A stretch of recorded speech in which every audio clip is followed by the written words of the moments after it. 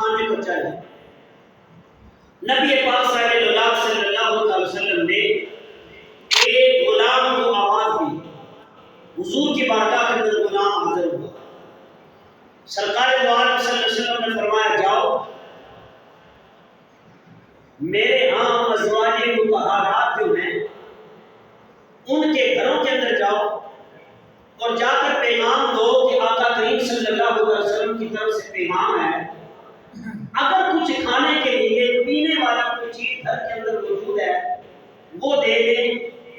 ایک غریب حال شخص محمد کریم صلی اللہ علیہ وسلم کی بارگاہ کے اندر آ کر بیٹھا۔ صحابی جاتے ہیں، آقا کریم صلی اللہ علیہ وسلم کے ازواج مطہرات کے دروازے پر جا کر دستک دیتے ہیں۔ ایک دروازے پر دستک دی، دو پر، تین پر، چار پر، پانچ پر۔ یہ آقا کریم صلی اللہ علیہ وسلم کے اپنا فقر اختیاری مبارک تھا کہ اللہ کا کرنا ایسا ہوا کہ کسی گھر کے اندر سے بھی نہ کچھ کھانے کے لیے ملا اور نہ کچھ پینے کے لیے ملا۔ جب صحابی حضور کی بارگاہ میں چلے آئے، یہ آپ کی ذات کا، سرکار دو عالم صلی اللہ علیہ وسلم کی ذات مبارک کا محبوب تھا کہ فقر اختیاری، ورنہ آپ کی شان کیا ہے؟ اِنَّا أَعْطَيْنَاكَ الْكَوْثَرَ۔ اللہ تعالیٰ فرماتا ہے محبوب صلی اللہ علیہ وسلم ہم نے آپ کو کوثر عطا کیا ہے، ہم نے آپ کو دونوں جہاں کی نعمتیں عطا کی ہیں۔ آپ کی عظمت اور آپ کی شان مبارک کا عالم یہ تھا کہ مالک کونین ہے، مالک کونین ہے، دو پاس کچھ رکھتے نہیں، مالک کونین ہے، دو پاس کچھ رکھتے نہیں، دو جہاں کی نعمتیں ہیں آپ کے خالی ہاتھ میں۔ یہ اہل سنت و جماعت کا عقیدہ ہے۔ ازواج مطہرات کے گھروں سے کچھ نہ ملنا یہ آپ کا فقر اختیاری تھا۔ آقا کریم صلی اللہ علیہ وسلم کی بارگاہ کے اندر وہ صحابی آئے، عرض کی یا رسول اللہ صلی اللہ علیہ وسلم فداک ابی و امی، میرے ماں باپ قربان ہو جائیں۔ یا رسول اللہ صلی اللہ علیہ وسلم کسی بھی ازواج مطہرات کے گھر سے آپ کے ہاں کوئی چیز نہیں ملی، صحابہ کا مجمع تھا، مسجد نبوی تھی، پاؤں رکھنے کی جگہ نہ تھی۔ آقا کریم صلی اللہ علیہ وسلم کی بارگاہ کے اندر صحابہ اکرام بیٹھے ہوئے تھے۔ آقا نبی صلی اللہ علیہ وسلم نے فرمایا میرے غلاموں میرے صحابہ، کون ہے تم میں سے جو اللہ کی جنت کو خریدنا چاہتا ہو؟ اللہ کی جنت کو خریدنا چاہتا ہو؟ کون ہے تم میں سے جو میں محمد اور محمد کے رب کو راضی کرنا چاہتا ہوں؟ صحابہ کے مجمع میں سرکار نے یہ اعلان کیا تو آقا کریم صلی اللہ علیہ وسلم کے کہنے پر کئی ہاں صحابہ کیا سارے صحابہ لبیک کہنے لگے۔ یا رسول اللہ صلی اللہ علیہ وسلم کون ایسا ہو سکتا ہے جو جنت کا طلبگار نہ ہو؟ سب جنت خریدنا چاہتے ہیں، جنت لینا چاہتے ہیں، جنت میں جانا چاہتے ہیں۔ کس کا جی چاہتا ہے کہ ہم جنت نہ ملے؟ سب جنت کے طلبگار ہیں۔ آپ حکم ارشاد فرمائیں۔ نبی پاک صلی اللہ علیہ وسلم نے فرمایا کون ہے جو اس شخص کو کھانا کھلائے گا اور کھانا کھلا کر کون ہے ایسا شخص جو اللہ کی جنت خریدنا چاہتا ہے، اللہ کو راضی کرنا چاہتا ہے؟ نبی پاک صلی اللہ علیہ وسلم نے جب اتنا ارشاد فرمایا صحابی کھڑے ہوئے، ان میں سے ایک صحابی کو آقا کریم صلی اللہ علیہ وسلم نے حکم دیا کہ جاؤ اس مہمان کو اپنے گھر لے جاؤ اور اس کو پیٹ بھر کر کھانا کھلاؤ۔ روایت کے اندر آتا ہے، راوی لکھتا ہے وہ صحابی کے آقا کریم صلی اللہ علیہ وسلم کی بارگاہ سے اجازت لی، اپنے گھر چلے گئے۔ نبی پاک صلی اللہ علیہ وسلم کے غلاموں جب وہ صحابی حضور کے مہمان کو لے کر اپنے گھر کے اندر آئے، اپنی بیوی سے ملے اور وہ صحابی کہنے لگے اپنی ازواج سے، اپنی بیوی سے کہ یہ آقا کریم صلی اللہ علیہ وسلم کا مہمان ہے، کئی دنوں سے بھوکا ہے، اس نے نہ کچھ کھایا ہے نہ کچھ پیا ہے، اور محمد عربی صلی اللہ علیہ وسلم نے صحابہ کا ہزاروں کا مجمع تھا، کریم آقا نبی علیہ السلام کا فرمان مبارک ہے، کون ہے اس بھوکے کو کھانا کھلا کر اللہ کو راضی کرنے والا، اور کون ہے اس بھوکے کو خالی پیٹ اس بھوکے کو کھانا کھلانے والا، اللہ کی جنت کمانے والا، اس کے عوض سے اللہ سے جنت مانگنے والا۔ میرے کریم آقا علیہ السلام کی زبان مصطفیٰ کے جملے ہیں، صحابی نے اپنی بیوی کو جا کر بتائے اور بیوی نے کہا اے میرے بادشاہ سر کے تاج، گھر کے اندر کھانے کے لیے کچھ نہیں ہے، آپ بتاؤ کیا کریں؟ ہاں اتنا ضرور ہے، اس صحابی کے دو بیٹے تھے، کتنے بیٹے تھے؟ دو بیٹے تھے، دو وہ خود تھے، 4 افراد تھے گھر کے اندر۔ جا کر بیوی سے بولا کچھ کھانے کے لیے دو، کہا کچھ بھی نہیں، کہا کچھ رکھا بھی نہیں، کہا فقط صرف 2 روٹیاں ہیں، وہ بھی بچوں کے لیے ہیں۔ اللہ اکبر کبیرہ، انہوں نے صبح سے کچھ نہیں کھایا، کچھ نہیں پیا، فقط 2 روٹیاں چنگیز کے اندر پڑی ہیں، اس کے علاوہ گھر کے اندر کچھ بھی کھانے کے لیے نہیں ہے۔ اب انہوں نے کیا کیا؟ میاں اور بیوی آپس میں پروگرام بنانے لگے، اصلاح کی، انہوں نے مشاورت کی، کہا بچوں کو تھپک کر سلا دو، بچوں کو اتنا پیار دو کہ بچے سو جائیں۔ اس صحابیہ نے بچوں کو چارپائی پر لٹایا، ان کے اپنے ہاتھ سے ان کے سروں میں کنگھی کی اور بچے سونے لگے۔ جب بچے سو گئے، وہ صحابی کہتے ہیں اب جو گھر کے اندر ہے وہ لے آؤ۔ راوی کہتا ہے تھوڑا سا شہد تھا، 2 روٹیاں تھی، اور مہمانوں کو دسترخوان سجایا گیا۔ مہمان کو، وہ مہمان عام مہمان نہیں تھا، مہمان بھی حضور کا مہمان تھا۔ صحابی گھر کے اندر لے کر آئے، دسترخوان بچھایا، 2 روٹیاں، شہد رکھا، اور میاں اور بیوی آپ بھی ساتھ بیٹھ گئے کھانا کھانے کے لیے۔ صحابی نے اشارہ کیا کہ جب ہم دونوں دسترخوان پر بیٹھ جائیں، آپ نے ایک کام کرنا ہے۔ دیکھو نا صحابہ کرام رضوان اللہ تعالی مجمعین کا آپس کے اندر اور حضور کے مہمان کا ادب اور احترام کتنا تھا۔ اس صحابی نے اپنی بیوی کو کہا کہ جب ہم دسترخوان پر بیٹھ جائیں، بجلی کا دور نہیں تھا، بیٹریوں کا دور، سولر سسٹم کا دور نہیں تھا، لالٹین جلائی جاتی تھی، دیے جلائے جاتے تھے۔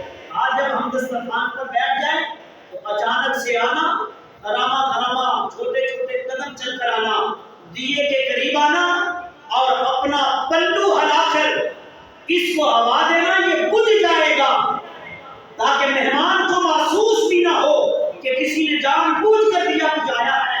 اللہ اکبر کبیرہ، حمدن طیبا کثیرا۔ بیوی پوچھتی ہے ایسا عمل کرنے کی وجہ کیا ہے؟ جب آپ 2 ہی کھانا کھانے والے ہیں، 2 ہی روٹیاں گھر کے اندر موجود ہیں، تو پھر دیا بجھانے کی وجہ کیا ہے؟ کہا میرے مصطفیٰ کریم صلی اللہ علیہ وسلم کی زبان سے میں نے سنا ہے، آقا فرماتے ہیں یہ میرے محمد کا مہمان ہے، اس کو بھوکا نہ اٹھانا دسترخوان سے، 2 روٹیاں یہ پیٹ بھر کر کھا لے گا، میرا خدا بھی راضی ہو جائے گا، خدا اور مصطفیٰ بھی راضی ہو جائے گا۔ پھر صحابی نے اپنی بیوی کو یہ تربیت دی اور اس کو یہ طریقہ بتایا، اس کی زوجہ نے دیا بجھا دیا، اور دیا جب بجھا دیا، اللہ اکبر کبیرہ، مہمان کھانا کھا رہا ہے، اور جس کے گھر کھانا کھایا جا رہا ہے وہ فقط خالی اپنا صرف منہ ہلا رہا ہے کہ مہمان کہیں یہ نہ کہے یہ کھا نہیں رہا۔ جب وہ مجھے دیکھتا تو میں ہلکا ہلکا اپنا منہ ہلاتا رہتا، وہ یعنی کہ وہ محسوس کر لے کہ میں بھی کھانا کھا رہا ہوں، یہ بھی کھانا کھا رہا ہے۔ مہمان نے 2 روٹیاں کھائی، شہد لگا کر کھائی، جی بھر کر کھائی، اور دسترخوان سے اٹھا، اس صحابی کے لیے دعا کر کے اٹھا۔ اب اللہ اکبر کبیرہ، حمدن طیبا کثیرا، جب سرکار دو عالم صلی اللہ علیہ وسلم کی بارگاہ کے اندر یہ حضور کا مہمان کھانا کھا کر گیا، صبح نماز فجر کا وقت ہے، نماز فجر کا وقت ہے، میرے کریم آقا نبی علیہ السلام کی اقتدا کے اندر انہوں نے نماز پڑھی ہے، باجماعت نماز پڑھی ہے، حضور نے سلام پھیرا تو اس صحابی کی طرف متوجہ ہوئے، میرے آقا فرماتے ہیں اٹھ ذرا کھڑا ہو، آج تم نے وہ کون سا ایسا عمل کیا ہے جس عمل کی وجہ سے اللہ نے آسمانوں پر جنت کے 8 دروازے تیرے لیے کھول دیے۔ اللہ اکبر کبیرہ، حمدن طیبا کثیرا۔ حضور جانتے تھے کہ اس نے رات کو وہ کون سا عمل کیا تھا؟ خود پاس بیٹھا، دیا بجھا دیا، منہ ہلاتا رہا، حضور کے مہمان کو کھانا کھلاتا رہا۔ جب یہ دونوں حضور کی بارگاہ کے اندر آئے، نبی پاک صلی اللہ علیہ وسلم نے فرمایا میرے رب نے تجھے اپنی بنائی جنت بھی عطا کر دی ہے، اور میرا رب تیرے گناہوں کو بھی معاف فرما رہا ہے، اور میں محمد کا رب تجھ سے راضی ہو چکا ہے۔ صحابہ اکرام رضوان اللہ تعالی اجمعین کی زندگی کا طرز عمل تو یہ تھا، صاحب ہم نے جب بھی ہاتھ پھیرا ہے اپنے پیٹ پر پھیرا۔ ہمارے ہمسائے بھوکے سو جاتے ہیں، رشتہ دار غریب بھوکے سو جاتے ہیں، ہم پیٹ بھر کر جی بھر کر کھا کر سوتے ہیں۔ اللہ اکبر کبیرہ، حمداً طیباً کثیرہ۔ صحابہ کی زندگی کا طرز عمل کیا تھا؟ صحابہ کی زندگی کا طرز عمل یہ تھا، نبی پاک صلی اللہ علیہ وسلم کے غلاموں، ایک غریب صحابی کے گھر کے اندر مال آتا ہے، صدقے کا مال، یا کسی نے فدیہ دیا، بکرے کی سری پکا کر بھیجی گئی۔ ایک صحابی کے گھر کے اندر بکرے کی سری آتی ہے۔ حضرت عبداللہ ابن عمر رضی اللہ تعالی عنہ روایت کرتے ہیں کہ ایک صحابی کے گھر بکرے کی سری آئی، انہوں نے لے لی، قبول کر لی۔ جب وہ دسترخوان پر بیٹھے، کھانے کے لیے دسترخوان سجا، دسترخوان پر بیٹھے، دل کے اندر خیال آیا کہ ہمارا ہمسایہ مسلمان بھائی نہ جانے کتنے دنوں کا بھوکا ہوگا، اے حضرت انسان اس پر تیرا کوئی حق نہیں، ہو سکتا ہے وہ مجھ سے زیادہ ضرورت مند ہو، اس کو مجھ سے زیادہ بھوک لگی ہوئی ہو۔ اس صحابی نے اپنے دوسرے ہمسائے مسلمان بھائی کے گھر لگایا کھانا، دسترخوان سجا ہوا اٹھایا اور اپنے مسلمان ہمسائے کے گھر پہنچا دیا۔ جب وہ کھانا بکرے کی سری ان کے گھر پہنچی، حضرت عبداللہ ابن عمر رضی اللہ تعالی عنہ فرماتے ہیں کہ وہ سری دوسرے گھر گئی۔ جب دوسرے گھر والے کھانے کے لیے بیٹھے، دل میں خیال آیا ہو سکتا ہے کہ ہم سے اگلا گھر والا ضرورت مند، زیادہ ضرورت مند ہو، کہ اس کو 2 دن گزر گئے ہو، فاقے سے ہو، کچھ نہ کھایا پیا ہو۔ اب وہ سری پکی ہوئی کون کتنے گھر میں جا رہی ہے؟ تیسرے گھر میں گئی۔ راوی کہتا ہے اب یہ تیسرے گھر سے دسترخوان اٹھا، چوتھے گھر کے اندر گئی، چوتھے گھر سے 5ویں گھر کے اندر گئی، 5ویں گھر سے 6ٹھے گھر کے اندر جاتی ہے، اور 6ٹھے گھر سے پھر 7ویں گھر آتی ہے۔ اللہ اکبر کبیرہ، حمداً طیباً کثیرہ۔ راوی کہتا ہے جب یہ 7ویں گھر پہنچتی ہے، وہ مسلمان بھائی دسترخوان پر بیٹھتے ہیں، کھانا تناول شروع نہیں کیا، دل کے اندر خیال آیا صاحب تیرے سے زیادہ ضرورت مند وہ شخص تھا کہ جس کے گھر یہ آئی تھی اسی کے گھر جانی چاہیے، اور انہی کے گھر دسترخوان لگنا چاہیے، اور انہی گھر والوں کو اس کو کھانا چاہیے۔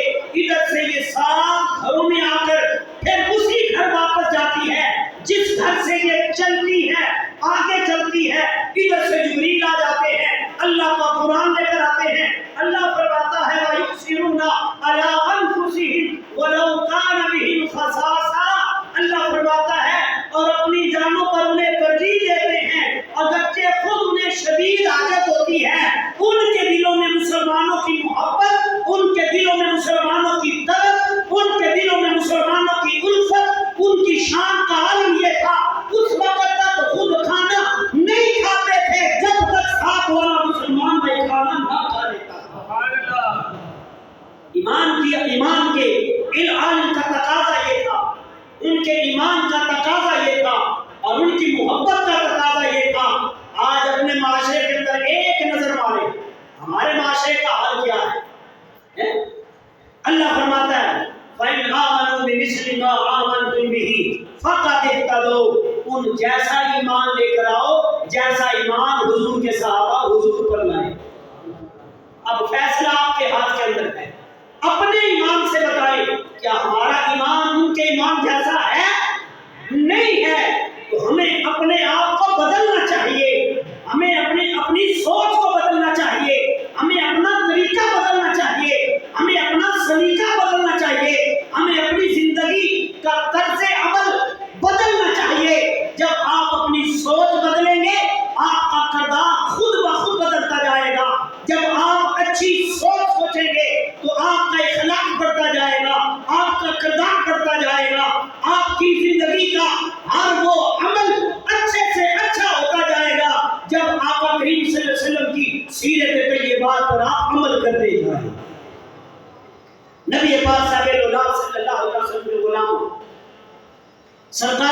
صلی اللہ علیہ وسلم کا حضرت زینب رضی اللہ تعالی عنہا آپ کے ساتھ نکاح ہوا. کیا ہوا؟ نکاح ہوا. آپ کی ایک زوجہ مبارکہ ہے جن کا نام حضرت زینب ہے. آپ کے ساتھ آپ کا نکاح مبارک ہوا. دوسرا دن ہے شادی کا. نکاح کے بعد دوسرے دن کیا ہوتا ہے؟ کیا ہوتا ہے؟ ولیمہ ہوتا ہے. اب صحابہ کرام اس انتظار کے اندر ہیں کہ کب حضور کی طرف سے بلاوا آئے گا ولیمے، کب حضور کھانے پر بلائیں گے. اور ولیمہ کرنا یہ سرکار کی سنت ہے. ولیمہ کرنا سرکار کی سنت مبارکہ ہے. اب ولیمہ کرنے کے لیے دو جہاں کی نعمتیں ہیں آپ کے خالی ہاتھ میں. گو پاس کچھ رکھتے نہیں، مالک کونین ہیں. اور آپ کی عظمت اور آپ کی شان یہی نہ آتے نہ کل کو سے. اللہ فرماتا ہے محبوب ہم نے آپ کو کوثر عطا کی ہے.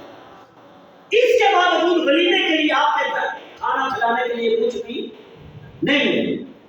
شادی کرنا، نکاح کرنا حضور کی سنت ہے اور ولیمہ کرنا سرکار کی سنت ہے. ولیمہ کرنے کے لیے، دعوت کرنے کے لیے وہ بات کچھ بھی نہیں ہے. صحابہ دیکھ لیں جلیل القدر صحابی رسول کہ جن کو بچپن کے اندر 10 سال کی عمر تھی، ماں نے انگلی پکڑی حضور کے در اقدس پر لے آئی.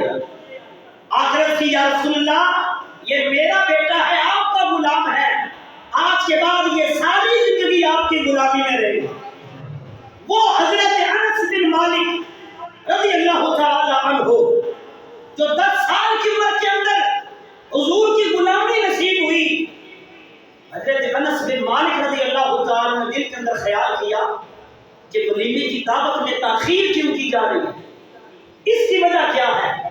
جب آپ نے ماحول دیکھا، طریقہ کار دیکھا، دل میں خیال آیا چل اپنے گھر کی طرف، چل اپنے گھر کی طرف. جا کر بیوی سے کہتے ہیں تجھے نہیں پتا حضور نے نکاح کیا ہے؟ حضرت زینب بنت جحش سے کہا نہیں. حضرت انس فرماتے ہیں میں جو بتا رہا ہوں حضور نے رات کو نکاح کیا ہے.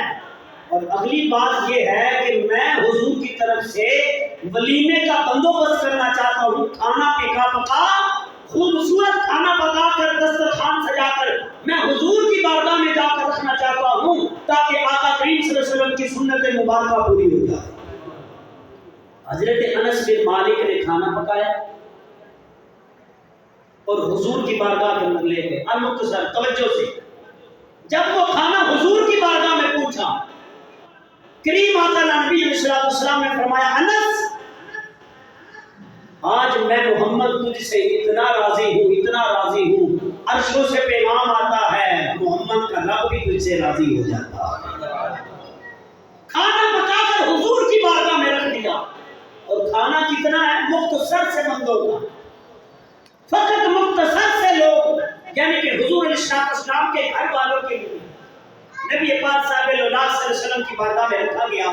آقا کریم صلی اللہ علیہ وسلم نے فرمایا انس لبیک یا رسول اللہ صلی اللہ علیہ وسلم، یہ کھانا کس لیے؟ یا رسول اللہ آپ نے رات کو حضرت زینب سے نکاح فرمایا، یہ آپ کے ولیمے کا کھانا ہے، یہ آپ کے ولیمے کی روٹی ہے.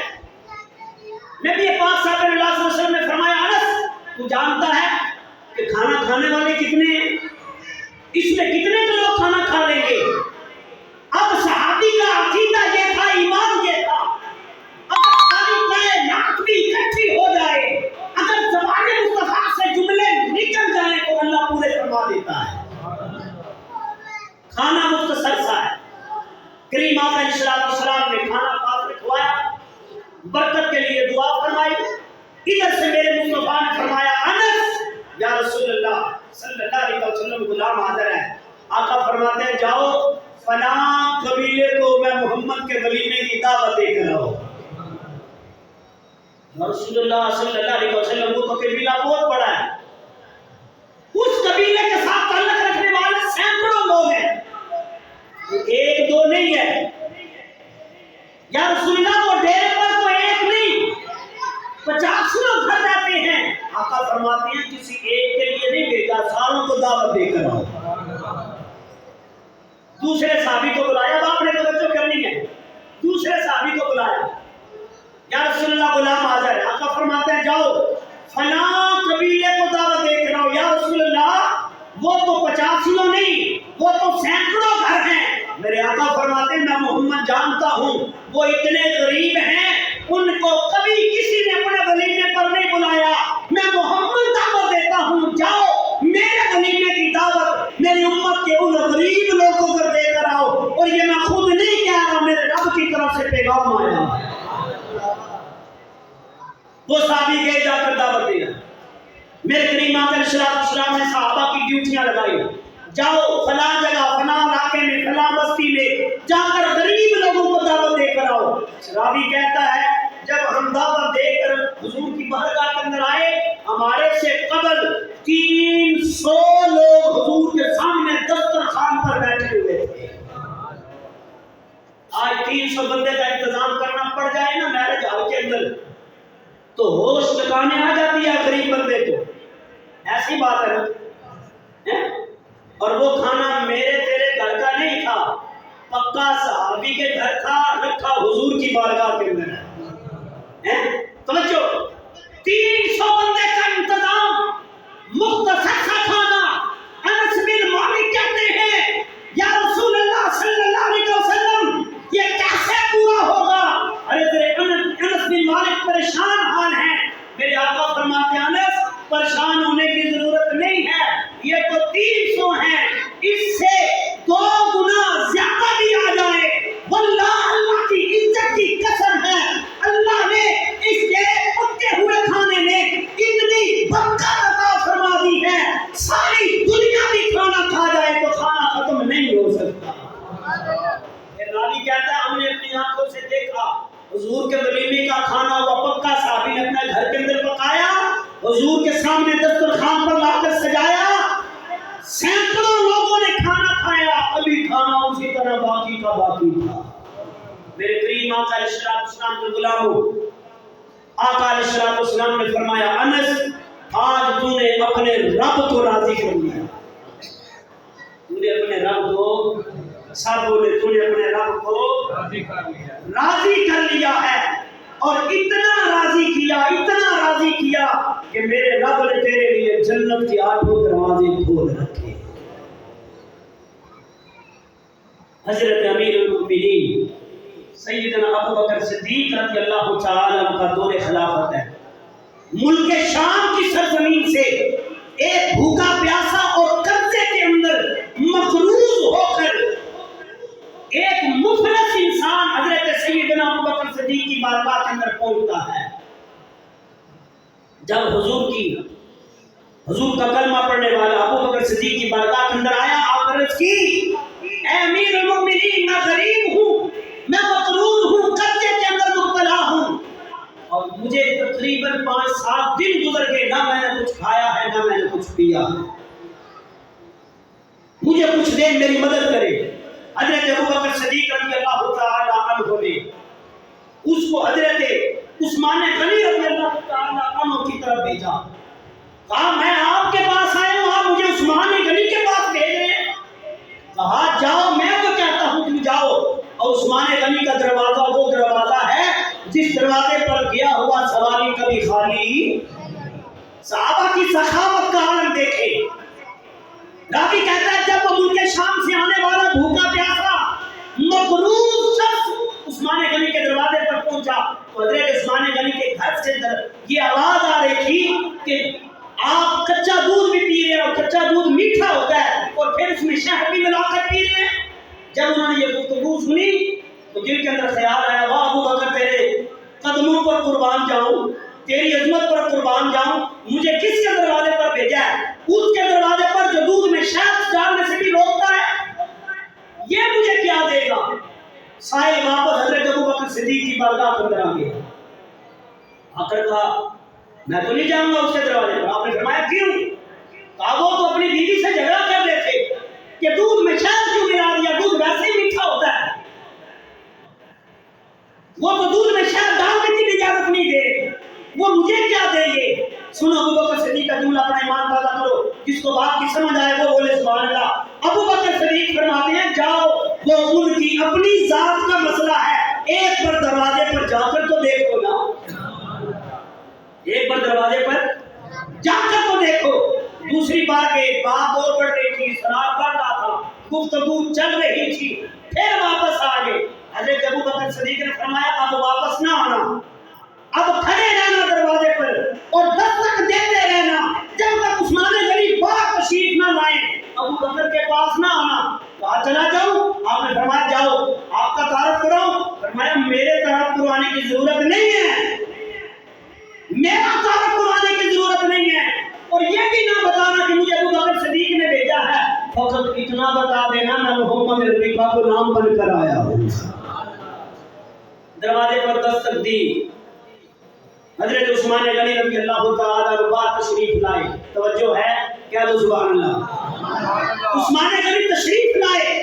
صحابہ کی سخاوت کا عالم کیا تھا, اور ہمیں اپنی زندگی کو پرکھنا چاہیے کہ ہماری زندگیوں کا عالم کیا ہے, ہم کون سی طرف چلے گئے, ہم نے کدھر واپس آ کر مڑ کر آنا ہے. ہم نے قرآن کی طرف آنا ہے, مصطفیٰ کے فرمان کی طرف آنا ہے.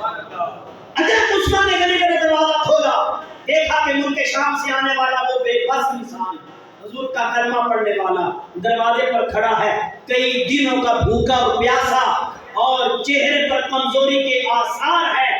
آپ نے مصافحہ کیا, مصافحہ کرنے کے بعد گلے سے لگایا, گھر کے اندر بٹھایا, چائے پانی دی, حال حوالہ پوچھا, بستر دیا, آرام کیا.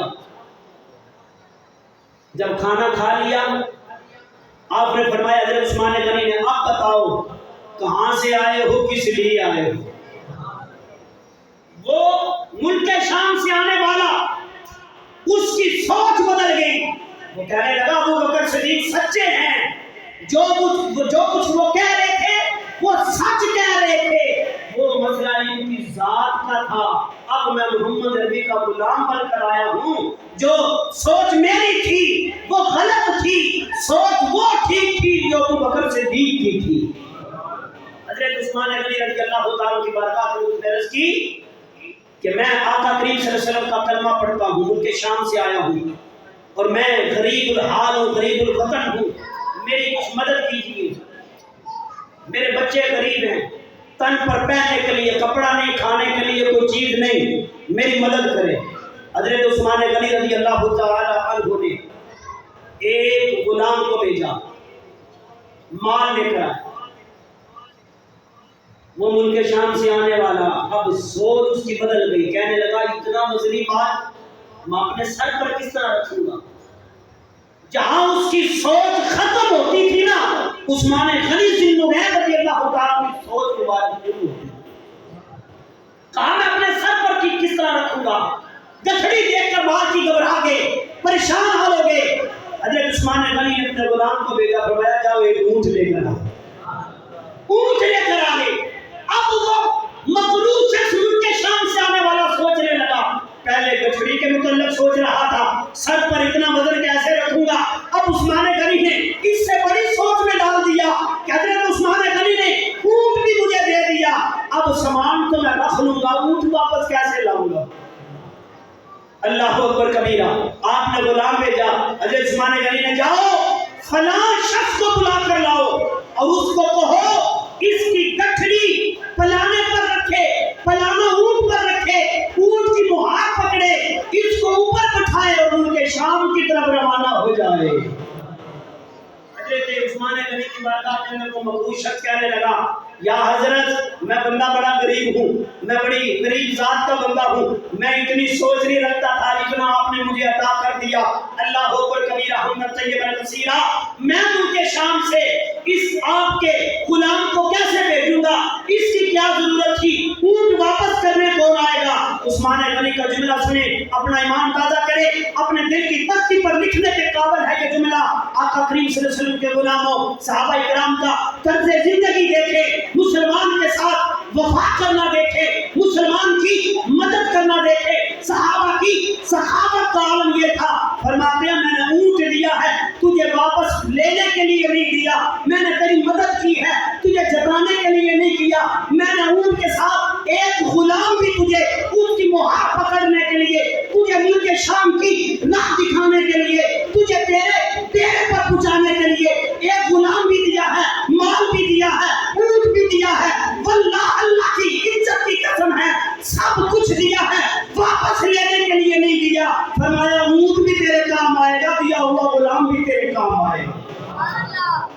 جاؤ اونٹ بھی لے جاؤ، یہ غلام بھی۔ صحابہ اکرام کی زندگی کا طرز عمل تو یہ صاحب میرے کریم آقا نبی علیہ الصلوۃ والسلام نے فرمایا یہ ہے میرے غلاموں کی سخاوت کا عالم۔ اگر تم اپنے رب کو راضی کرنا چاہتے ہو تو دل کھول کر اللہ کے راستے میں خرچ کیا کرو۔ اپنے رب کو راضی کرنا چاہتے ہو، رب کی جنت طلب کرنا چاہتے ہو تو کسی بھوکے کو کھانا کھلا کر اللہ کا قرب حاصل کر لیا کرو۔ جب تم بھوکے کو کھانا کھلاتے ہو اور بھوکا کھانا کھا کر دسترخوان پر بیٹھ کر تیرے لیے دعا کرتا ہے، اللہ آسمانوں کے دروازے کھول دیتا ہے اور اس کی ہوئی دعا کو اپنی بارگاہ میں قبول فرما لیتا ہے۔ آج کا جمعہ المبارک یہ دعوت فکر دے رہا ہے کہ صحابہ کی زندگی کا طرز عمل، صحابہ کی سخاوت قرآن سے بھی ثابت ہے، مصطفیٰ کے فرمان سے بھی ثابت ہے۔ اپنی زندگی کے اندر کبھی کبھی ایسا کر لیا کرو، صحابہ کی سنت ادا ہو جائے گی، رب بھی راضی ہو جاتا ہے، رب کا رسول بھی راضی ہو جاتا ہے۔ وما توفیق